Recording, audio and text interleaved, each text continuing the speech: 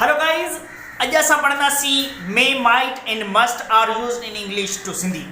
दोस्तों तव्हां may might ऐं मस्ट खां वाक़ुफ़ हूंदा ऐं तव्हां लाज़मी पढ़ंदा हूंदा इहे जुमिले में इन जो इस्तेमालु कीअं थींदो आहे उहो अॼु असां मुकमल पढ़ंदासीं ऐं तव्हांखे ॿुधाईंदो हलां त इन टिनिनि जो डिफरेंट ऐं उन्हनि जो यूज़स कीअं कबो आहे उहो अॼु सिखंदासीं त उनखे जुमिले में टिनिनि खे कहिड़ी कैटेगरी में इस्तेमालु कयो वेंदो आहे, कहिड़ियुनि जुमिलनि में इस्तेमालु कयो वेंदो आहे। अॼु असां उन टिनिनि खे बहितर नमूने सम्झंदासीं। तव्हां टिनिनि खां वाक़ुफ़ बि हूंदा पर अॼु उन जो इस्तेमालु अॼु सिखंदासीं। अचो दोस्तों असां उनखे अॻिते पढ़ूं। फर्स्ट असां पढ़ंदासीं मे जो इस्तेमालु। May is used to ask permission. Formal permission चइबो आहे हिनखे। अगरि के एहतराम तौर अगर कंहिंखां इजाज़त वठणी आहे त उन में मे जो इस्तेमालु थींदो, केन जो इस्तेमालु कोन थींदो। के नंढे लाइ इस्तेमालु थींदो आहे ऐं मे जेको आहे के उस्ताद वग़ैरह कंहिं वॾे खां असां इजाज़त वठूं था उन में मे जो इस्तेमालु कयो वेंदो आहे। मे आई गो आउट सर आऊं ॿाहिरि वञी सघां थो।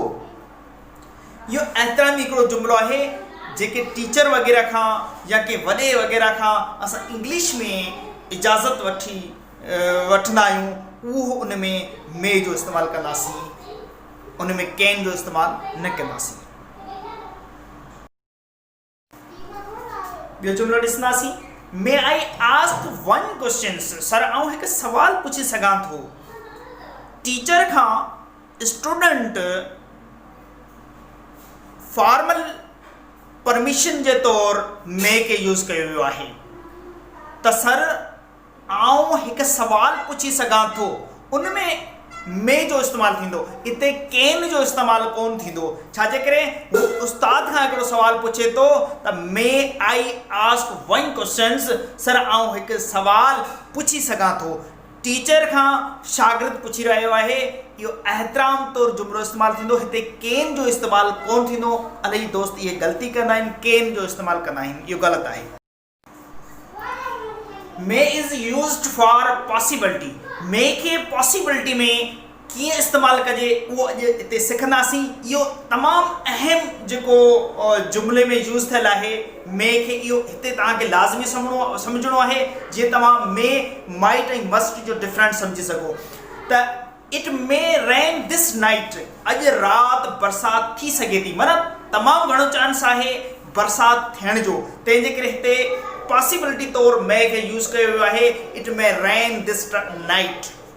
अॼु राति बरसाति थी सघे थी, माना काफ़ी चांसिस आहिनि बरसाति थियण जा। तंहिंजे करे मे खे इस्तेमालु कयो वेंदो आहे। माना घणो चांस हुजो माना बरसाति जा थियण जा, तंहिंजे करे हिते इस्तेमालु कयो वियो आहे।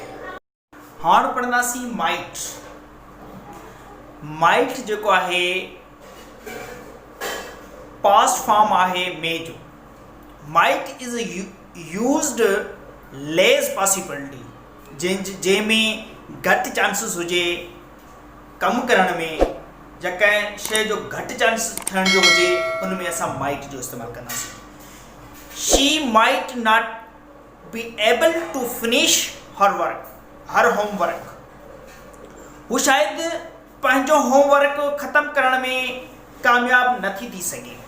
यानी तमामु घटि चांसिस आहिनि इन जे कमु करण जा, उते असां माइट जो इस्तेमालु कंदासीं। जीअं घणा चांसिस हो त मे जो इस्तेमालु कयोसीं। हाणे जिते घटि चांसिस आहे माना कमु थियण जा, उते असां माइट जो इस्तेमालु कंदासीं। इहे ॿई ॻाल्हियूं डिफरेंट तव्हांखे यादि रखणियूं आहिनि। जिते घणो चांसिस हुजे मे जो ऐं घटि हुजे ते माइट जो इस्तेमालु। नेक्स्ट इस्तेमालु पढ़ंदासीं। He might go to the doctor today. हू शायदि अॼु डॉक्टर वटि वञे। माना हू शायदि डॉक्टर वटि वञे, यानी कि हुनखे उहा पक न आहे त शायदि मे बी, यानी कि हू might go to the doctor today. शायदि हू अॼु डॉक्टर वटि वञे, यानी कि घटि चांस आहिनि डॉक्टर वटि वञण जा।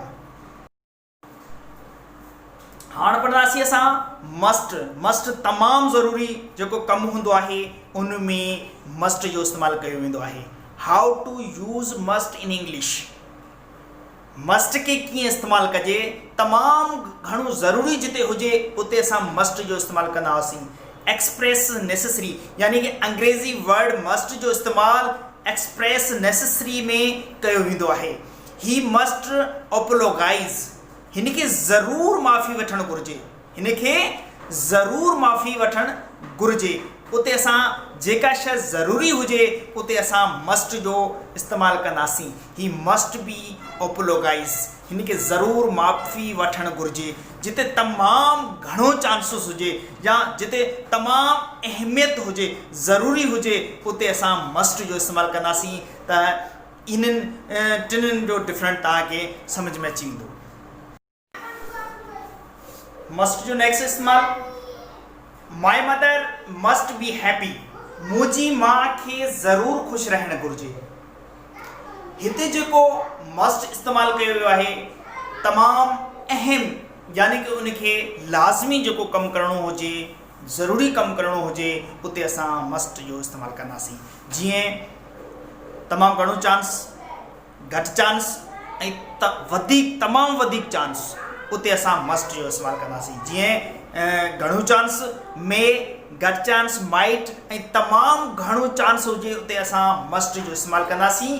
जेकॾहिं मुंहिंजो वीडियो पसंदि आयो त दोस्तों मुंहिंजे चैनल खे लाइक कंदा, सब्सक्राइब कंदा ऐं शेयर लाज़मी कंदा ऐं बेल जे बटन ते प्रेस लाज़मी कंदा जीअं तव्हांखे मज़ीद वीडियो मिलंदा रहनि।